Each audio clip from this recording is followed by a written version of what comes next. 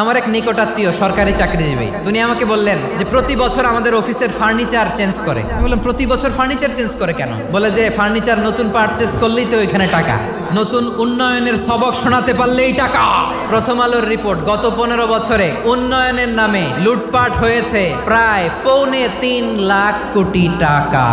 শুধু ওনাদেরকেই দোষ দিয়ে লাভ নাই, স্বাধীনতার পর থেকে শুধু শাসকের হাত বদল হয়েছে, আমরা কিছু পাই নাই। ঠিক কিনা বলেন?